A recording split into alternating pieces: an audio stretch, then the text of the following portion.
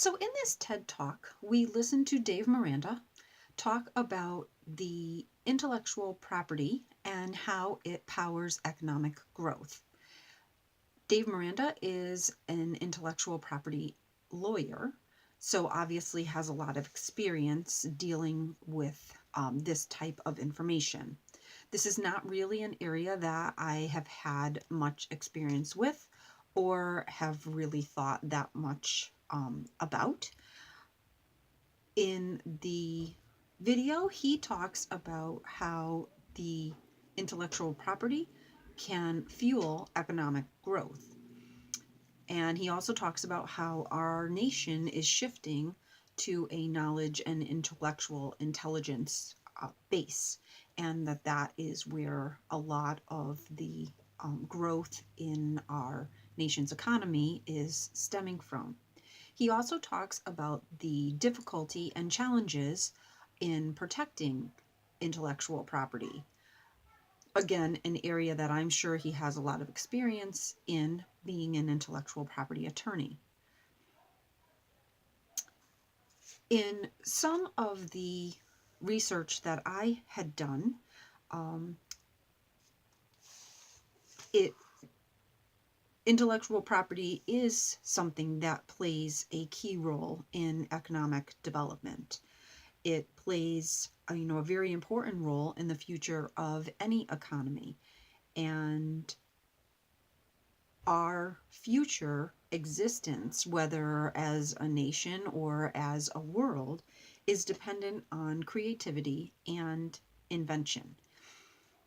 So when you think about it, going back, all invention and all creativity has brought with it change for our economy. So, we have had people who have learned how to make sneakers from tires, to recycle those. We have learned how to make advances in technology and, put what used to be very large computers that would take up, rooms and rooms into the palm of our hand.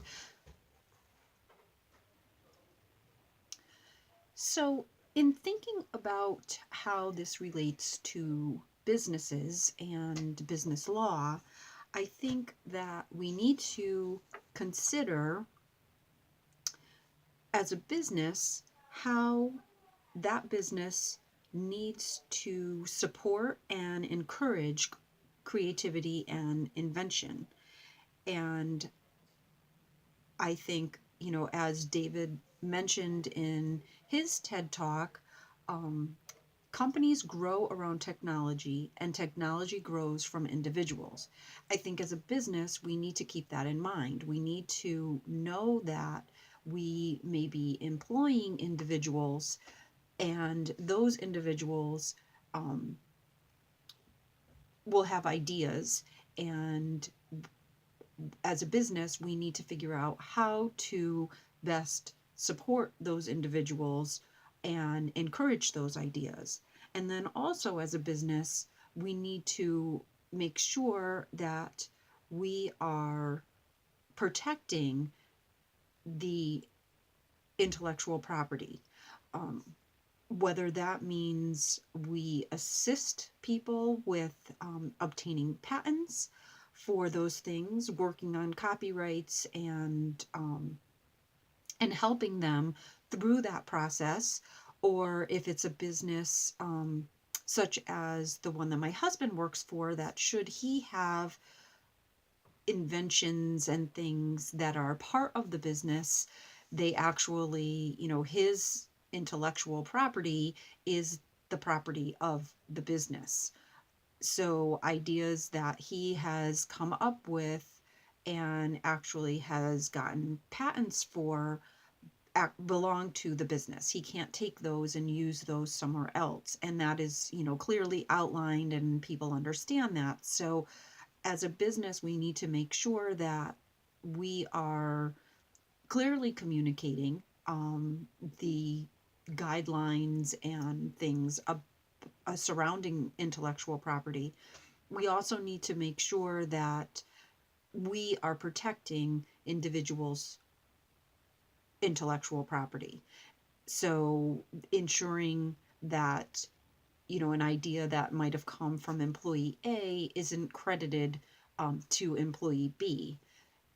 And so making sure that as a business that we are falling within the guidelines of the law and making sure that those ideas are credited to the correct people.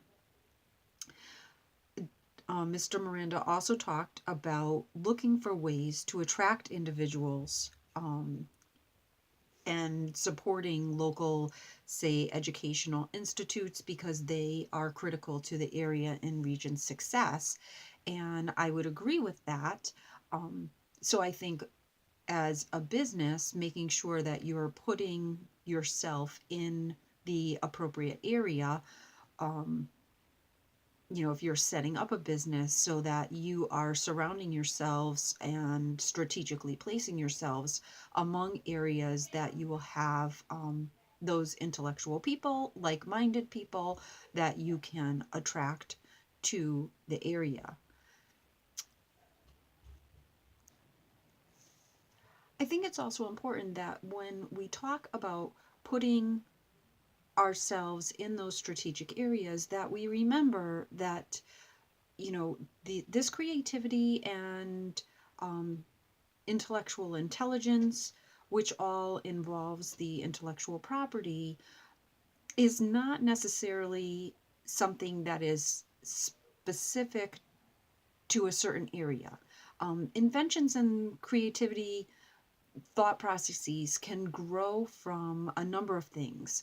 So, you know, while it looks at this point like our future is heading in, say, the green direction, that doesn't mean that there can't be other areas that people come up with different ideas, patentable ideas, or, something kind of cutting edge. So I think when we're going out there and thinking of ourselves in that way, that we're not just limited, it's not just limited to those areas that we feel are the future of our country or the future of our world. So, um, economic and social growth can come from a number of areas. One of the individuals that I read about as I was looking up information on intellectual property is Dr. Camille Idris. And one of the things that he talks about is how the intellectual property contributes to the progress of society.